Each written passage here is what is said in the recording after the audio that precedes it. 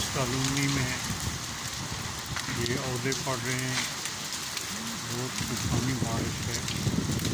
अल्लाह खैर करे, अल्लाह अपनी हिफ्ज़ व अमान में रखे।